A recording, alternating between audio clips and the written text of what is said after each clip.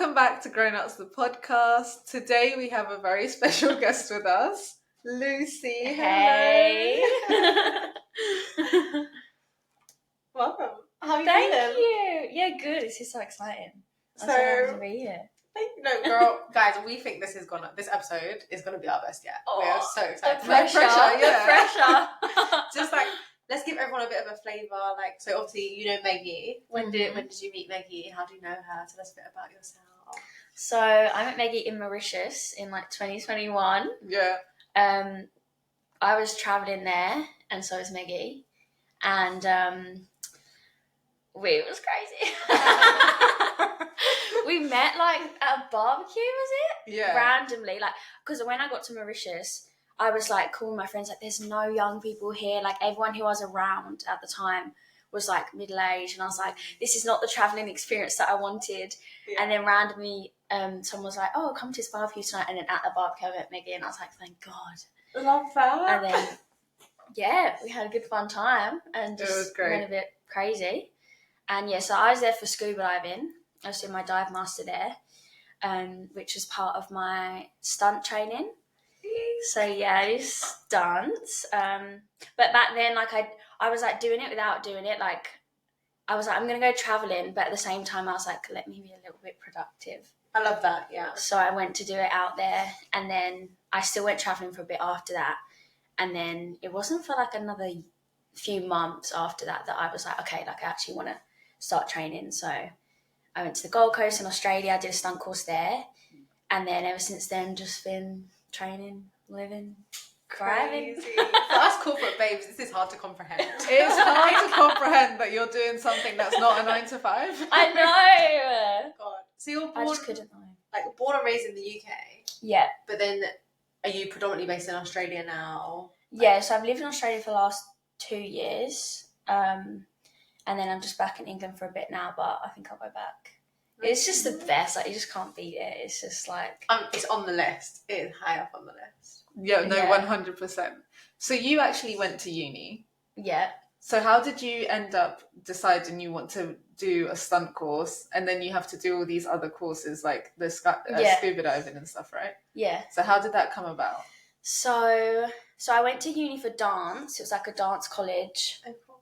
And musical theatre, and I was always a dancer, but my best dance was acro, so tricks and flips, and that was my bag. I was good at that.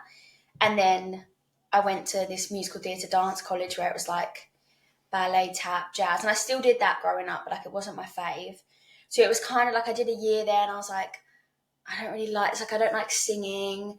Musicals are I'm I don't love it. So I was don't think this is for me, but what is? And then that's when I kind of started looking at stunts, and I was yeah. So I started actually training ages ago, 2019, when I was still in my second year of college, which was crazy. I'd do 8:30 till 6:30 dance college. Jeez. And then 6:30 I'd go to karate or gymnastics. Damn, you've been active. I've been active. I can't sit still. It's so bad. Do you have ADHD? It's undiagnosed, but most likely. Yeah, and then COVID happened. I kind of just forgot about it all. And then after COVID, I was I need to go travelling. And then, yeah, that's when I went travelling and did the dive master, and then got everything going. Love it. So you always knew corporate 9 to 5 was not for you. I'm going to be creative. I just need to find my niche. Yeah, never. Oh no, I just could not. Even I guess the commitment, the stability, just no.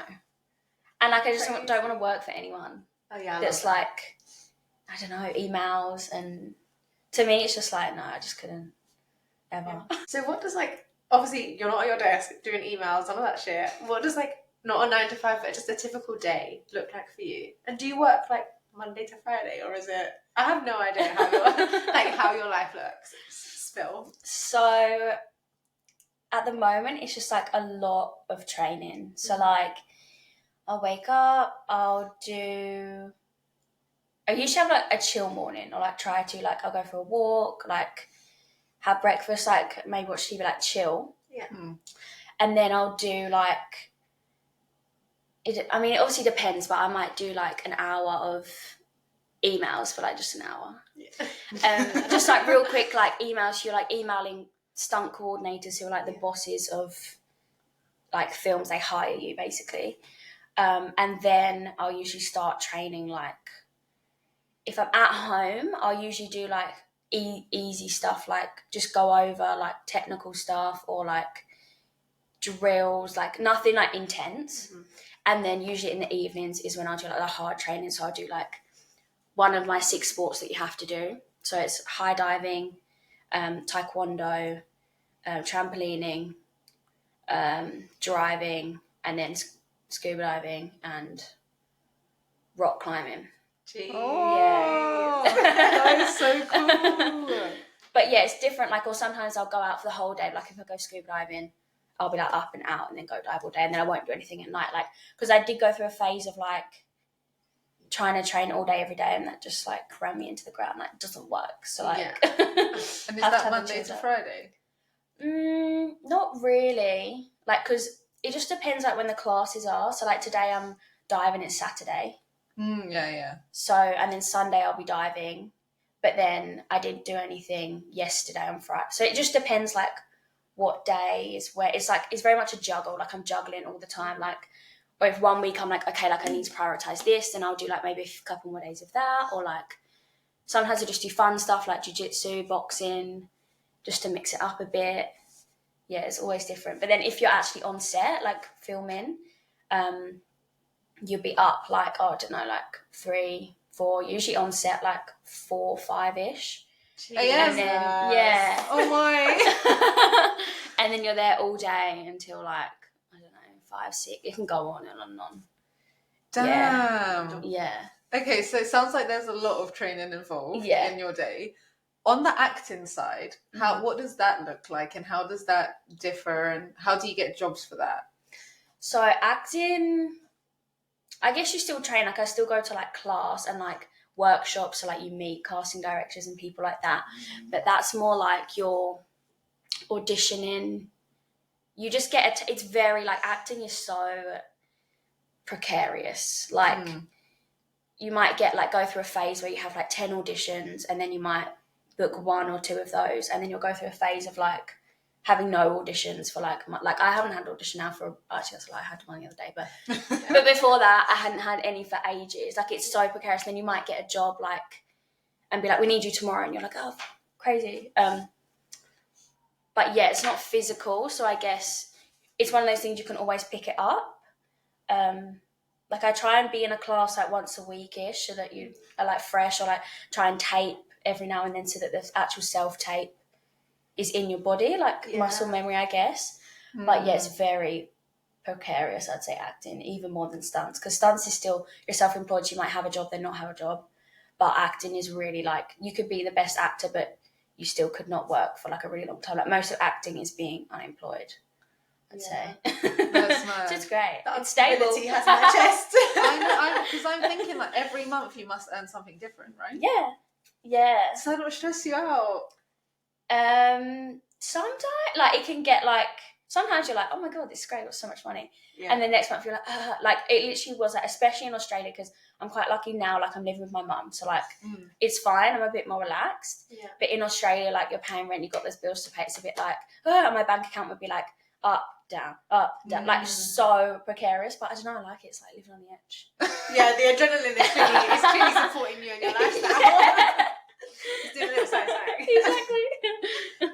So when you like land a role, how long do they last for?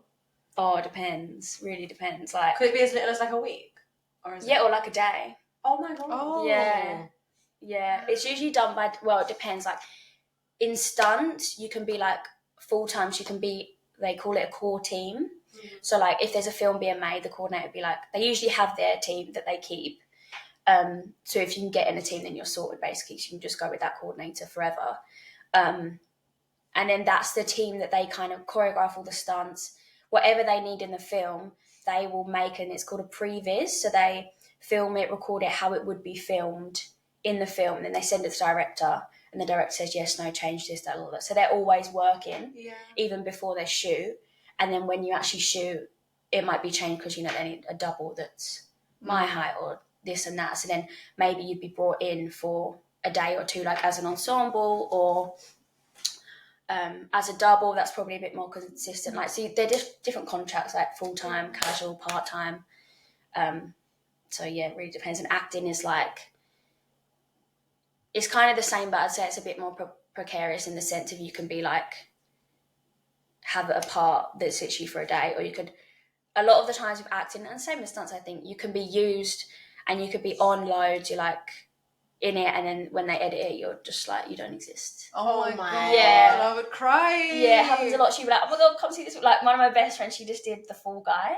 Which, No way. Yeah, so she was like down there, she was filming it, she was like, I'm so excited, like they kept like, was so in it, and Ryan Gosling like ran past her, she was like, my face like was right there, and then she watched it, she was like, oh, I'm not in it, but she did get credit, so like she's in it, but like obviously didn't make it, but yeah, that happens all the time. Like, my ego like could, I would be like, excuse me. Yeah, you just gotta like keep quiet until you like see it, and then be like, God, yes, I know. It's crazy. You went to the Cannes Film Festival, right? No, I went to the Gold Coast Film Festival. Sorry. Yeah. It's because there's a Cannes in Australia, yeah. right? Yeah. Cairns. What's it like going to a film festival? It's so fun. Like, you dress up, you Yeah. walk the like red carpet, this one was blue, take photos. It's a lot of like networking. Like, I imagine, like, well, I know because I've listened, you guys do loads of networking events. Like, it's essentially I was sold when you were like dressed up, and Yeah. I said, But it's fun, like, and there's different days. So like, one day was like, you just like have a picnic and like watch loads of short films that play. Cute. Yeah, and then another day is like a dress up day. They do like ladies in film lunch. Wow. And then you can win awards. So if you like submit a film, you can like win an award for it, and then you get like your face out there, I guess. Yeah. And they do panels as well. To like coordinators, directors, producers, like anyone. And they talk, and then you can meet them, and that's the bit that like I hate. I'm like, like, it's just so awkward. Yeah. I don't know how you guys feel about it, but I hate networking. I love it. That is Maggie's bag. When I get invited to networking events, I'm like, oh my god, this is so cool. And then when I do what they actually are, I'm just like, kill me now. Literally. It's the prep that comes with it. Like, you can't just turn up and be I yourself. just turn up. Girl. Which is why, like, but I do think you should prep, and I'm gonna start trying to prep. But I just turn up. Be careful, it might ruin your experience. No, but the only bit I don't like about networking is like, you're in a room and you're just standing around and like, shit, I'm by myself, and you're like trying to find someone to talk. That's the bit that I hate. Once I'm talking, it's whatever. Yeah, I'll talk about anything. I feel like the further on in your career you get, the easier it gets. Because people will come up to you. Yeah. At the beginning, there was some Pride Denton experiences. Yeah, it's awkward, especially when like it's someone high up. Like, if they're on a panel and then you're going up to say hi, you're just like, hi, like someone's like they're like a celebrity or something. You're like, hi, like I don't know. That's scary to me. Yeah, it's just awkward because they know you like want something from them, or like, I don't know. There's just no way you're having a normal conversation. That's it. A lot of it is inorganic. Yes. That is actually my belief. Like, just let me network organically. Let it just happen. Yeah, literally. Yeah. Wait, when you're doing these stunts, you must get hurt, right? How do you deal with that? Like, I mean, luckily, touch wood, like, I've never been. Yeah. I'm still, like early doors. I've never been actually hurt, but I don't know. I guess you just. It's part of the job. It's just, I guess like, you're an athlete, right? Yeah, like, you don't hope for it, like. And there's a lot of safety that goes into it so that doesn't happen. But if it does, then it's kind of like, going into it, the risk, what you're going into. If you're being set on fire, hey, you might, there might be something wrong here. We'll share the clips, because you've got some really cool clips on your Instagram of like doing stunts and stuff. So we'll definitely share. That one of those actually went wrong. Like, nothing happened, thank God. But it like exploded. So like, obviously they put petrol on you and you like are on fire, but then obviously but like it just goes up in flames, right? Like, it's not like poof. And my one, like, literally there was buttons on the like it's like a boiler suit thing, I guess, and it literally exploded in the air, literally came out and I literally looked at the person that was in charge. They're like, keep going, keep going, keep going. And I was like, but I was screaming, but I was like, this is a genuine scream. So I was like, what the fuck? And then because of the adrenaline, you don't know if you're fine. Then it went out and I was like, yeah, I'm fine. What the fuck? But that shouldn't happen. Like, that was a big mistake. But I don't know. Yeah, you know the risk. So the film industry is actually just wild. Yeah. I can't believe, I don't know. I didn't deep that all of this stuff actually happened. Like, I always thought it was just like CGIs and shit. Or like, I don't know, they made it look real and it wasn't. There's people for this. The there's people in question. There's people, yeah. Yeah, that is wild. On that note, like, if there's anyone who feels like they have this creative bug and they want to do something like being a stunt double, like, what's your advice to them in getting into the industry and just surviving? It sounds tough. It sounds really tough. Just like, I saw something the other day actually. It was like a quote. It was like, when it comes to believing in yourself, put your eye on the mark and don't blink. Yeah, I like that. So like that. Like, you have to, like, because I think when I started, well, I still feel like I've only just started. Like, I've been doing it for like 2 years, so like I still know nothing. Like, I am a nobody. But you sound just like us. Actually, not Maggie. No, me That too. girl's confident. Yeah, but like, fresh. yeah, I'm still fresh. But like, now I'm like, okay, like, you cannot doubt yourself one bit, because like, there's so many other people who not even like could be better than you, but like, who know they're good. So if you doubt yourself, then it's not going to happen. Yeah. Like, you just have to be so confident, and like, especially when you're doing dangerous stuff, like, you have to know, like, yeah, I've got this. So I just say, if you want to get into it, just like start by brainwashing yourself to think you are amazing, that you can do it, and that just be confident and like, just know that it's yours. Because as well, I think there's a lot of like, it's dog eat dog, right? You have to be like, you have to be known, you have to be like working hard, you have to be like posting a lot, you have to be on it so that you don't disappear and fade. Like, from the background, I think that's probably the hardest bit, is like, especially like now, I even still feel like it now, like, especially coming from Australia to England. Like, in Australia, like, I knew a few people, so it was like, okay, like, I feel like I was opening some doors. In England, it's like, I don't know anyone, nobody knows me, it's like, who's this girl? So now I'm like, oh my god, like, it's hard to like break into it, but you've just got to trust that you will. And as soon as you do, like I always say, it only takes one. Yes, as soon as you get on set with a coordinator, you do a good job, they're always going to bring you back. Like, they're all lovely, like, that I know of. They're always going to, like, they want you to work, they need to film their teams. Like, there's a real like camaraderie about, like, it's really like a tight-knit family. Like, that's another reason why I love it so much. Everyone's joking, everyone's playing, like, it's fun. And where if you're a good person, you're good to work with, and you're not an idiot, then they're going to bring you back like all the time as soon as there is something for you. So yeah, you just got to keep going until you get that one. Just go for it. Yeah, just go for it. It sounds like a lot of it is mental and like really believing in yourself and your abilities. Switching gears slightly, you went to a silent retreat before moving to Australia. What was that like? It was so good. So it was actually in Australia. Oh, it was in Australia? Yeah. Okay. I thought it was in Bali, because it just sounds like a Bali it sounds thing. like a Bali thing. Yeah, no, it was in Australia. They actually have them all around the world. There's a few in England as well. Oh. Yeah, so if you want to go. It's called Vipassana. Okay.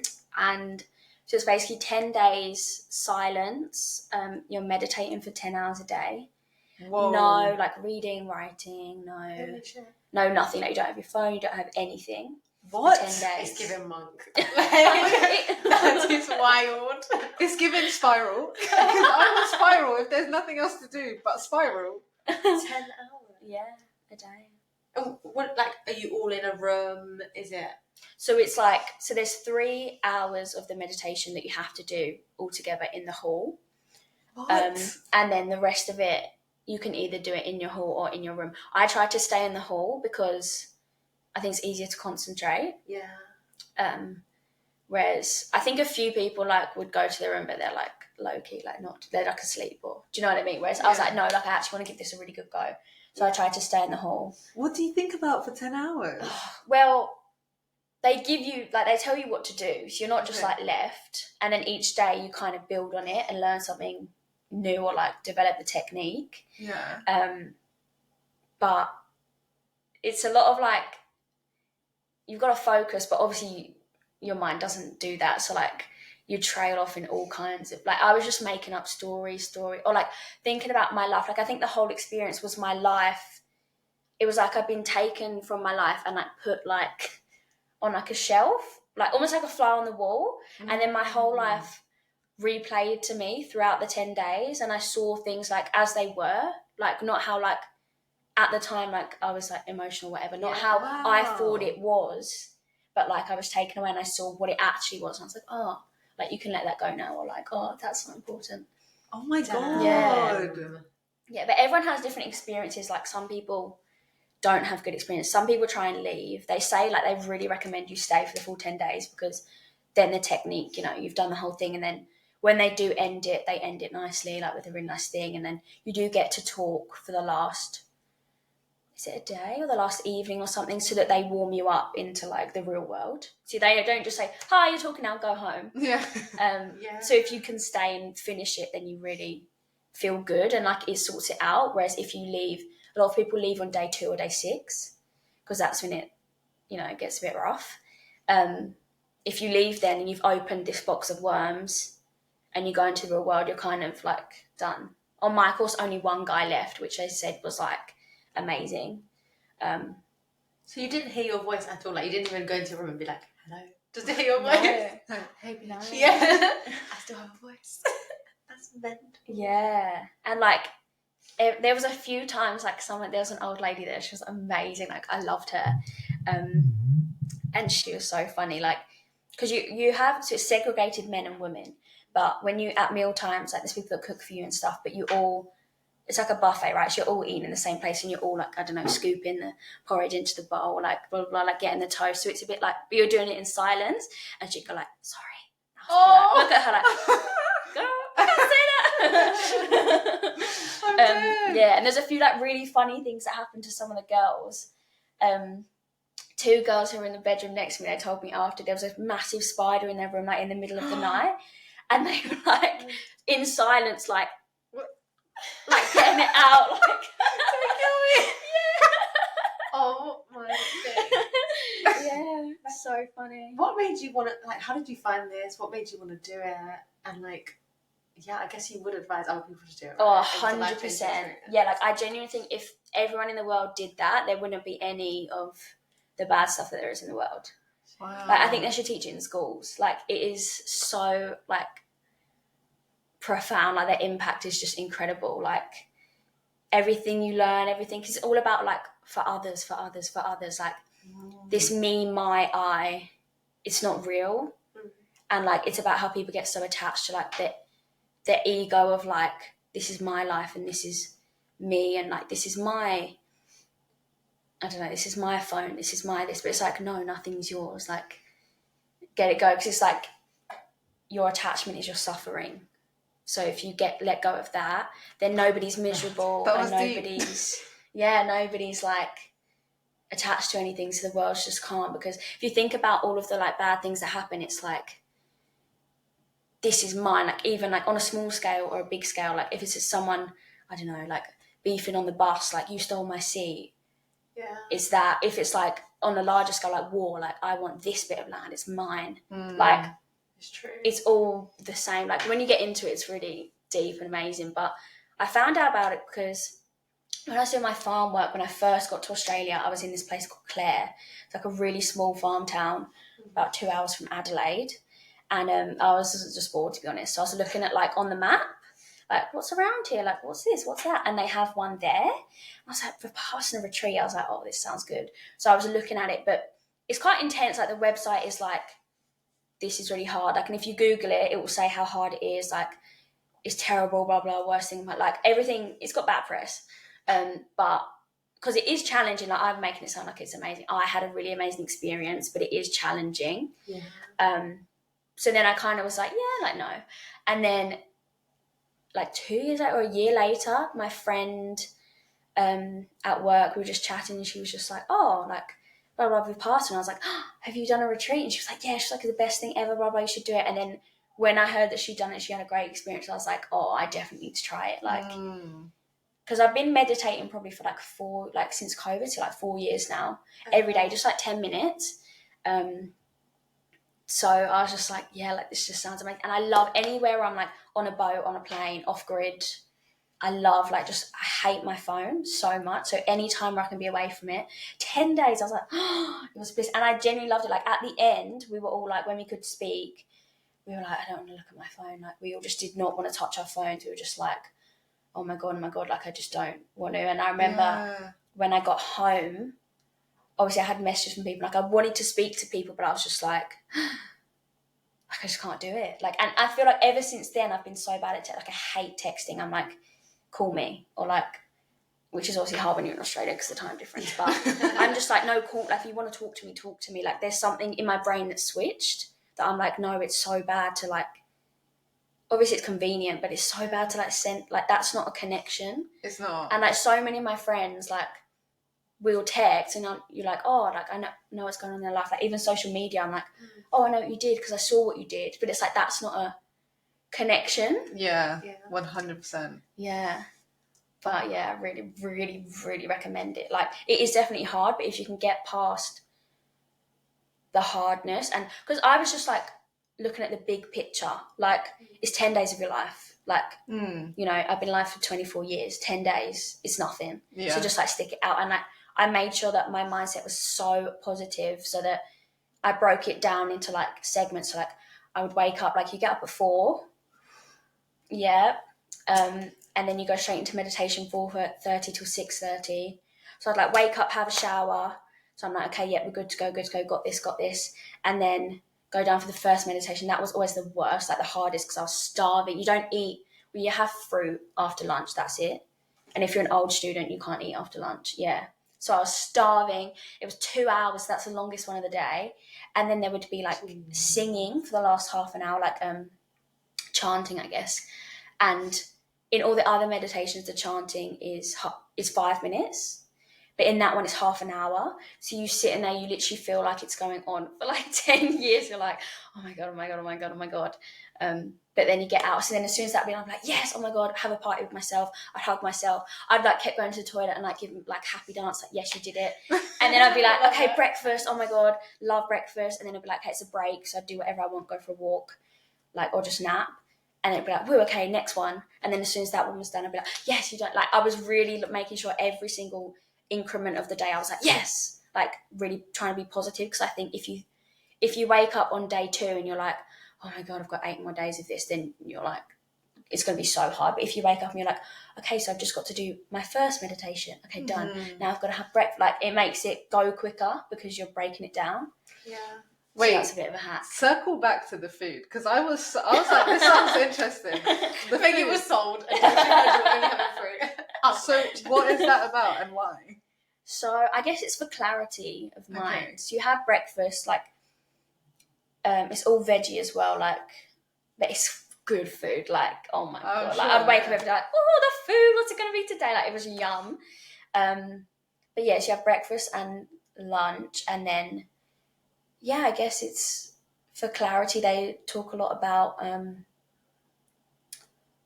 no distractions, like that's why you can't talk and blah blah blah. Like it does make sense when you're in it, like I wouldn't want to talk to anyone. So it's just clearing your mind of, because when your belly's full it's harder to concentrate. You must have been skinny coming up. I was like, oh, look at me, wow.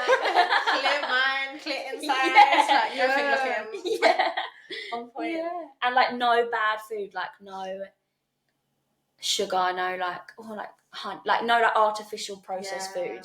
So like afterwards I was like, wow, like I felt amazing. Then I went and had a bagel and didn't get back. I was like, no, I need a bagel. Oh my God. I actually can't. I'm like lost for words. That sounds so cool. It's amazing. I really, really recommend it. Would you do it, Ellie? I feel like you'd like to do like a retreat. I'd love to. Sure, what I've been thinking about. I'm like, 25 days annual leave. How would I fit this in? And also, they're mad expensive. Like, even when I look at the yoga retreats and stuff like that, because I have looked at a couple, they're just crazy expensive. Oh, it's free. What? It's free. Shut up. It's free. This is the whole thing of it. It's like, it's pure. Like, it's free from capitalism and money because nobody makes anything from it. The people who cook for you are volunteers. The teachers are volunteer. It's all volunteer based. It's free. So it's free. Yeah. Are we People are so shocked by this. Oh my god. It's free. Yes, girl, free. you should have led with that. That's how healed she is. Yeah. She didn't need to mention that. Oh my god. Yeah. So like at the end you can like they're like if you want to donate you can donate, but like they're not like Why not? yeah. But Wow. yeah. Now it's giving me like a get Exactly, out because vibes. people always, I should have said that first, people always like retreat, like it's giving so much money, Yeah.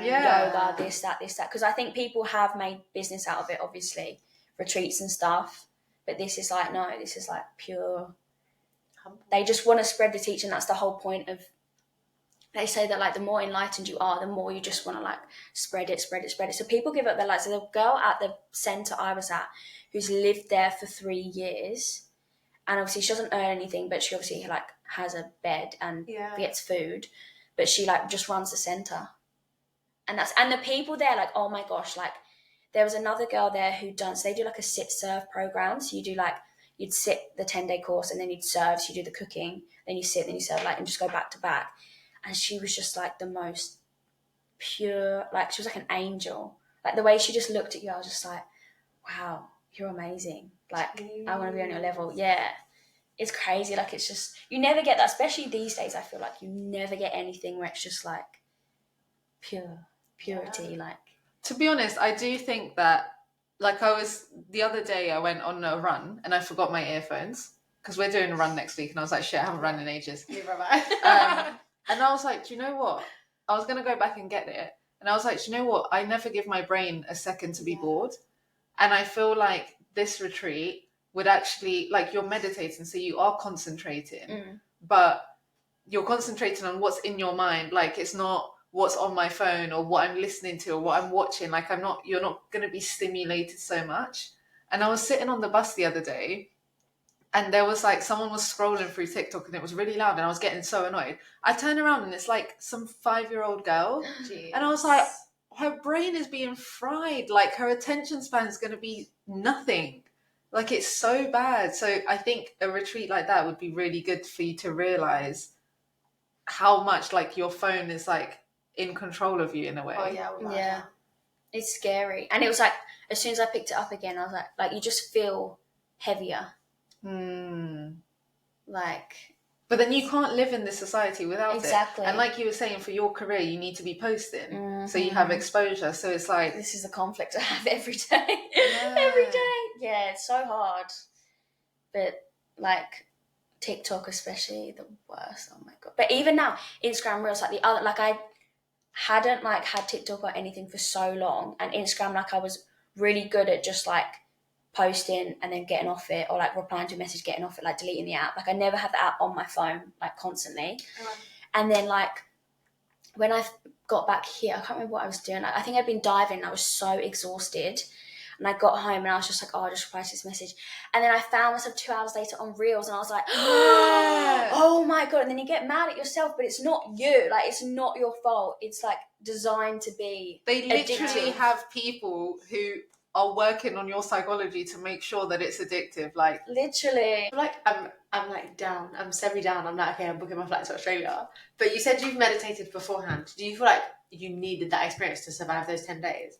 Because I've tried to meditate a bit, but girl, if I'm being honest, like sometimes I fall asleep. Like I'm trying. Yeah. Do you sit up or lie down? Do you know what? I was lying down. So a guy at my work basically does yoga for us, and we start the session and end the session with meditation. And at first I was laying down, and one time, bruv, everyone was up packing their mats away. He had to come tap me sis, wake up.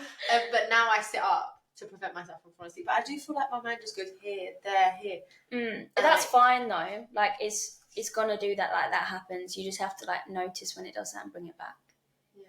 Because I think a lot of people think meditation is you sit there with a silent mind, then they get frustrated that they can't make their mind silent. And it's like that's impossible unless you are literally a monk. That's impossible. It's just about you notice when it's gone, and then as soon as you notice that it's gone, it comes back. Like you don't have to do anything. Just like and it comes back. But yeah, I would recommend that you do like I saw something that was like you have to meditate for an hour a day before, but like I didn't do that. Like that's a bit dramatic. But like, I mean, I guess when it like how soon is it going to be? But like if you knew it's going to be like next year, I reckon you should do 10 minutes a day. 10, 20 minutes a day and like you'd be fine. Just use like guided ones and yeah, you'd be sweet. It's just about like mindset. Like I think a lot of people there hadn't done too much, maybe a bit of meditation, but yeah, you should probably do a bit. Like don't go in blind because that would be really hard, I think. I kind of want to do it just for the challenge. Like yeah, that's why I kind of did it. I was like, oh, this sounds like a challenge. Especially when online it says like, this is so hard, hardest thing I've ever done in my life. I was like, okay, sounds like a bit of me, I'll do it. And then it wasn't. I was like, oh. And I'm so heavy on like how our brain works and how like it's not even manifestation, but it kind of is. Like we spoke about this anyways, but I'm so heavy on like how you think is literally what your life will turn out. Like if you think one way, you're going to go that way. If you're negative all the time, negative things are going to happen. So like to actually be able to sit with that and learn more about your brain, I think that just sounds so interesting. Yeah, I think you'd really, really like it. Well, guys, we'll update you. Switching gears again. Yeah. I think you've travelled quite a lot. What's something that you've learned whilst travelling or that it's taught you about yourself? Other than the retreat. Yeah, pretty lit. About myself, I think it's taught me that I'm like a chameleon. Like I can fit in anywhere. Like you can put me in any situation with any people and I'll be all right. Like I can fit in and be fine. And I think it's just like it just gives you so much confidence and strength to be able to do that, I think. Like and to know like your mind's broad enough so you're not so like tunnel vision, like this is how it is and da, da, da, da, da. Like sometimes when you speak to people and they haven't travelled so much or seen so much, they're very set in their ways. 100%. Whereas like I feel like when you're able to travel and you just see that it doesn't matter if you agree, disagree, whatever, you just see so much that you see how much is out there that your brain is automatically like, I would never be like, this is how this is. I might be for like a day and the next I'll be like, oh, it could be like this or this or this. Or like I'll have a conversation with someone and be like, oh, like, you know, they might change my mind. Or like I'm so open to like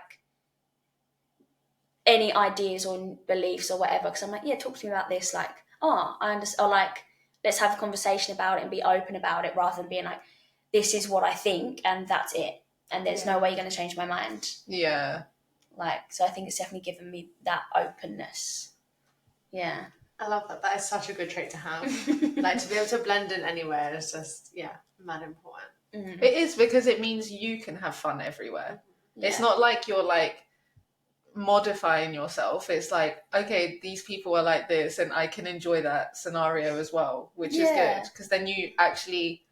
Have you watched Eat, Pray, Love? Yes. It's literally my favourite film. Oh, I watched it like before I went travelling and after. I literally cried when I watched it the second time because my point of view changed completely of like the storyline and stuff. But there's that scene where I think the guy is like, happiness like isn't where you are, it's like you. Yeah. Yes. So like if you can be happy anywhere, like you are just a content person. And that's what it sounds like. Oh, that's so good. What she was in. That's so nice. I fucking love that film. Such a good film. Yeah. I can't say I've watched it, but I can't actually remember the full thing. No, you need to watch it. I just know that ever since that movie came out, everyone's gone to Bali. Like, that put Bali on the map. It did put Bali. Yeah. But you've travelled to like so many places, met so many people. What made you settle down in Australia? Like settle down, but stay there like longer term. And what are the highlights? It's like top of my bucket list. Oh my god. I feel like the whole time I was traveling, like I stayed somewhere like kind of long. Like I hate doing like 1 day, 2 day moving around. Like I did that for a bit in Bali, and I did not enjoy it because like I like doing that. Like Mauritius, I was there for 4 months. Like I like settling down, like having a life. Like you live there for like a certain amount of time rather than like being in hotels or like hostels, I guess. I like being with the locals rather than, I hate like tourist hotspots, like the worst. So you actually get a feel of the country. But what's your question? Like, what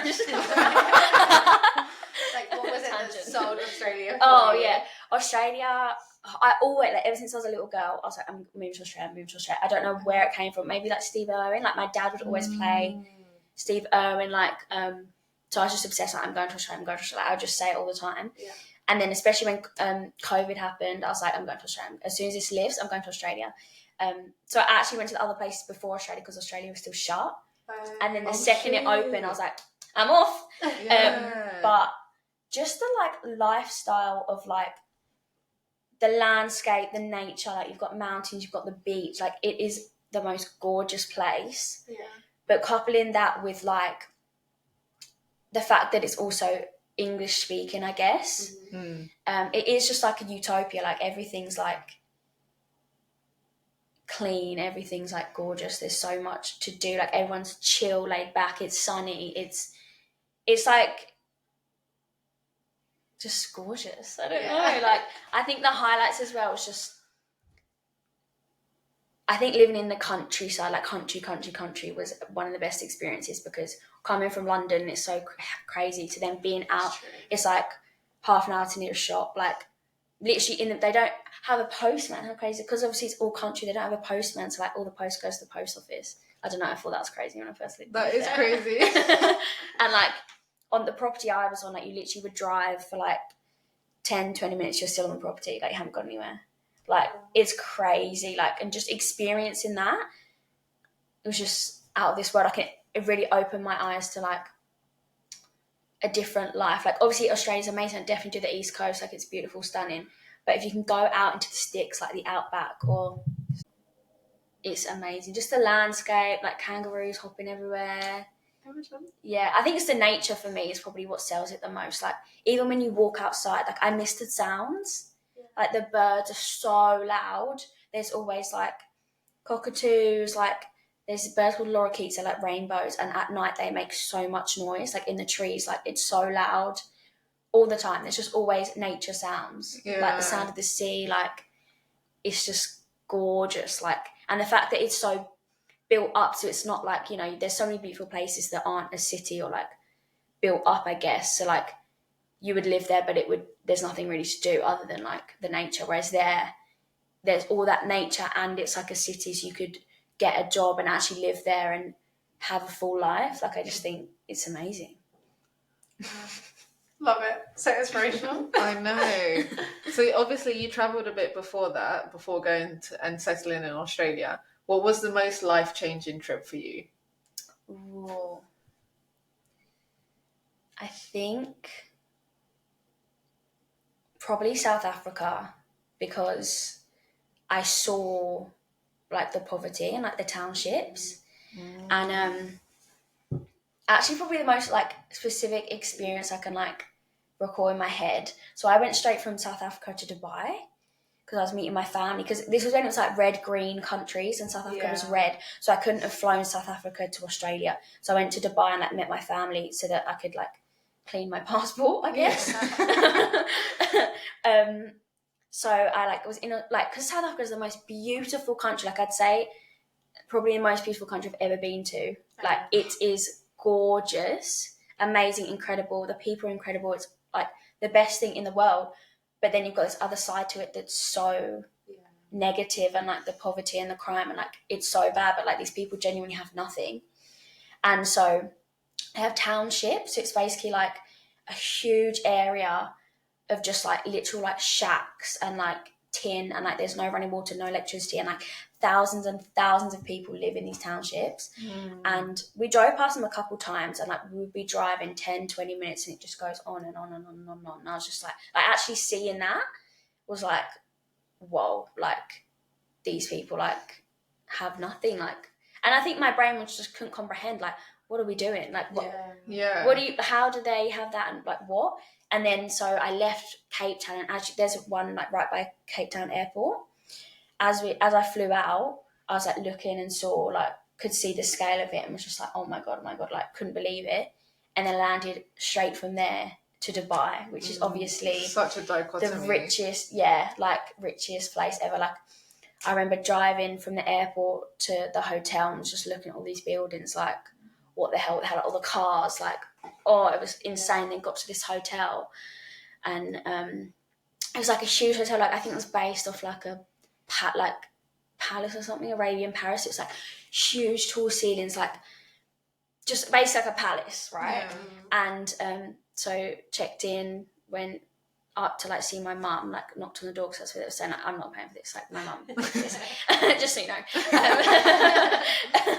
And knocked on the door, and she like answered the door, and I literally just like sobbed crying, like pretty much hadn't seen me for like 4 months. She's like so excited to see me, like Lucy's here, like oh my god, it's gonna be so much great. I'm like a mess, like crying my eyes out, sobbing. She's like, what's wrong?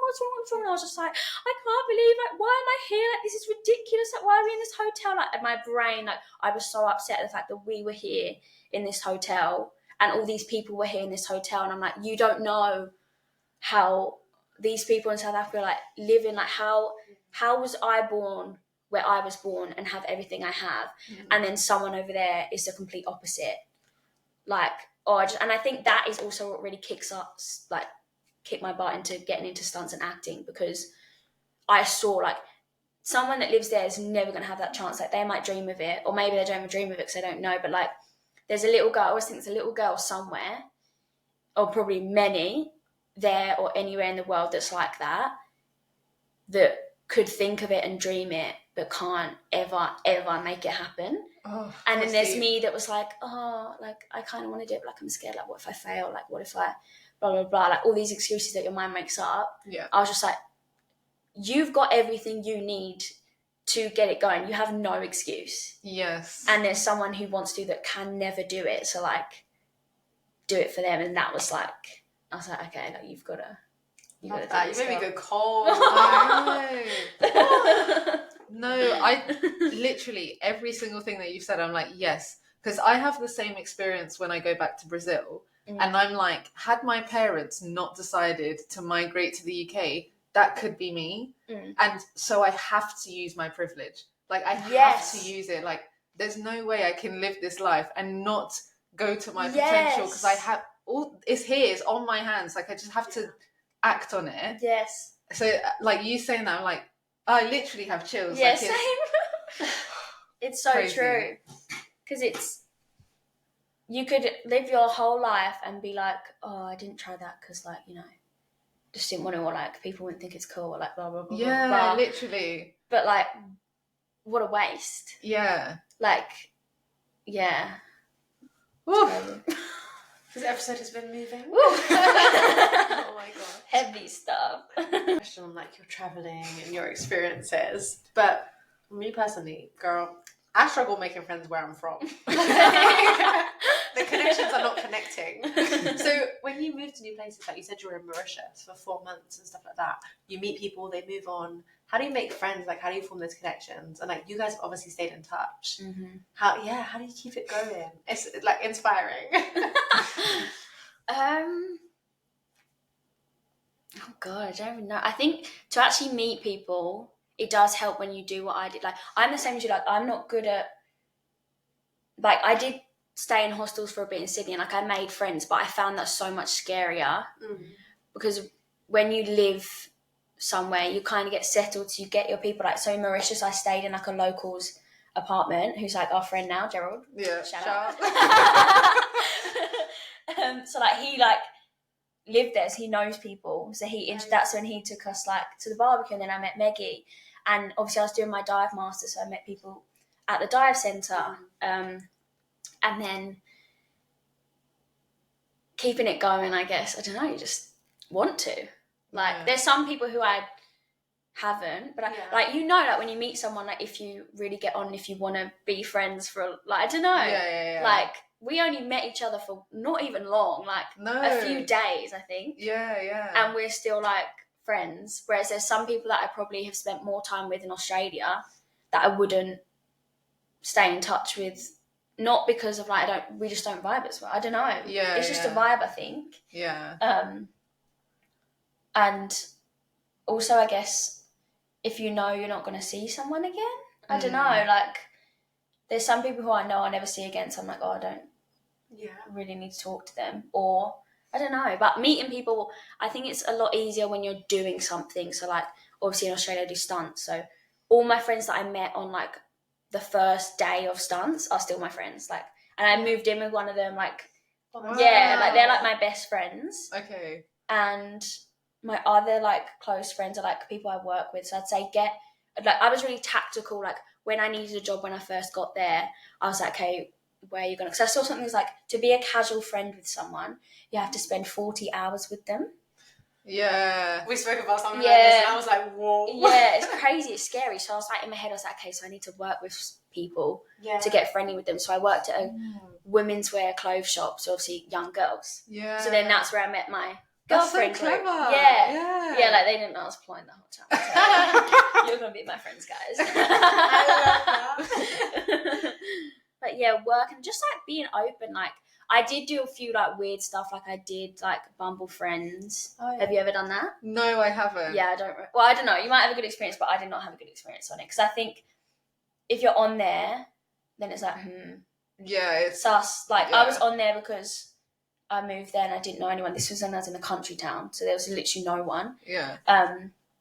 And yeah, it was just like weird. Like I feel like if you're on there and you live there, it's because you have no friends there. So that's a good point. Yeah, it's like it wasn't a good experience. I was like, but like I joined a netball club. I hate netball.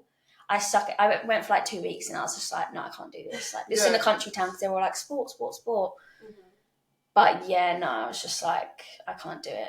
I'd rather have no friends than actually play netball. I suck. I think I like fell over as well. I was like, this is so embarrassing, I can't. But yeah, like a couple of my other friends, like I went to a gym, so I met them at the gym. Work and gym, like places where you go consistently. Like I don't know how people are like randomly like in a coffee shop, they're like, hi, like, oh no, I couldn't do that. But like if you're consistently in the same place, then you like meet who's around you. And so that's like, that only works so if you're actually staying somewhere for a while. I love that. I think it makes sense. Like shared experiences. Because then you've got something to talk about as well, I guess. Oh, this has been so interesting, honestly. We have our final session of the podcast where we go into the grown-up section. If you could think about 10-year-old Lucy, what did she want to do? And how does that compare to what you're actually doing now? Wow. I think it's pretty the same. Oh, I love that. Yeah, I think so. Yeah. Yeah. Like I always have, not my 10-year-old self, my 8-year-old self and my 80-year-old self, we have like meetings, me and them. I love that. What does that look like? So like it's usually like after yoga or something in a meditation. And like, I don't even think of it. It just comes to me and I'm like, oh my God. And they're just there. And then we just like talk about, because that's like another reason I got into stunts and acting as well, because my friend or something said to me, like, this was when I didn't really know what to do with my life. She was like, if you were 80 and you're like gonna die, like what's the one thing you'd regret not doing? I was like, oh God.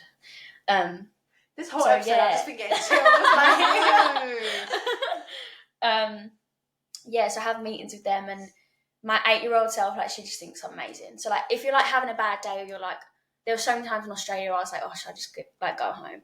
And then like we'd have a meeting, the 8-year-old girl would be like, no, like, oh my God, like she just, if you think about your 8-year-old self, like how cool does she think that you are? Like my 8-year-old self thinks it's cool that I like wear high heels and have handbags, like that I wear makeup. Like she thinks I'm amazing. Yeah. And then my 80-year-old self is always just like, keep going, like I can see where you're going and it's fine. Like you're on the right path. You got this. I think that's so interesting because it kind of helps you to be kind to yourself as well. Yeah. 'Cause it's like, would you be horrible to that 8-year-old Mm-mm. or to that 80-year-old? No. Like it takes you out of self, but also like so you work towards yourself. Yeah. I'm gonna start doing that. Yeah, and it's like they've just got you. Like, and like if you genuinely, because like a lot of the times I don't know if you're having a problem or like in a pickle or something, you can be like, oh, I need advice from a friend, and obviously friends can give you amazing advice, but like you giving advice to yourself from the past or the future, like that's just pure and like that's the answer.